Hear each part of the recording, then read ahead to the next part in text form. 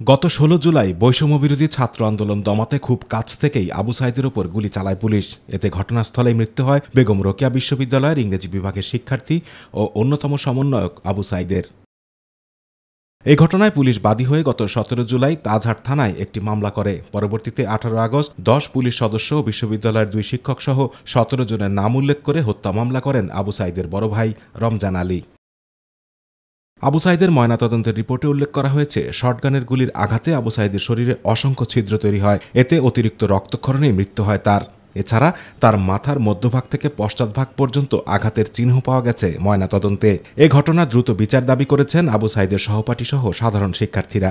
আবু সাঈদ হত্যা মামলা যেটা, এটার জন্য সুস্থ তদন্ত হয়ে সুস্থ বিচার হয়, এটাই আমরা প্রত্যাশা করি। যত দ্রুত সম্ভব এটা হলো কার্যকর করা হয়, সুষ্ঠু বিচার হোক এবং এর সাথে যারা জড়িত ছিল তাদেরও বিচার হোক। আবু সাঈদের হত্যার দ্রুত বিচার দাবি করেছেন আবু সাঈদের বাবা মা সহ বড় ভাই।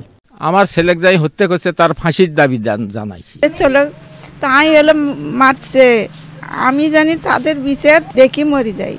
এই বিচার দেখে জানি বাংলাদেশের মানুষ ভয়ে জানে কাঁপে, যে এইরকম বৈষম্য জানি কোনো সরকার আর জানি সাহস না পায়। আর পুলিশ বলছে, এই হত্যাকাণ্ডের সাথে শিক্ষক, পুলিশ, রাজনৈতিক ব্যক্তিত্ব সহ যারাই জড়িত থাকুক সবাইকে আইনের আওতায় আনা হবে। তদন্ত যাতে কোয়ালিটি সম্পন্ন হয় সেটার জন্য পিবিআই আন্তরিক আছে, পাশাপাশি মেট্রোপলিটন পুলিশ তাদেরকে সর্বাত্মক সহযোগিতা করতেছে।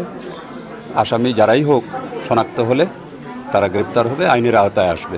অন্যদিকে বেগম রোকেয়া বিশ্ববিদ্যালয়ের নবনিযুক্ত VC professor doctor Shawkat Ali বলছেন, আবু সাঈদের মৃত্যুর ঘটনা আন্তর্জাতিক আদালতে বিচার হতে হবে, আর এই হত্যার সাথে যারাই জড়িত থাকুক তাদেরও বিচার হবে। আইনানুগ ব্যবস্থা গ্রহণের জন্য আমি মাননীয় আইন উপদেষ্টাকেও চিঠি দিয়ে জানাবো, এটা যেন আন্তর্জাতিক আদালতের মাধ্যমে দ্রুত সুষ্ঠু বিচারের স্বার্থে আমরা এটার ব্যবস্থা নেওয়ার জন্য অনুরোধ করব।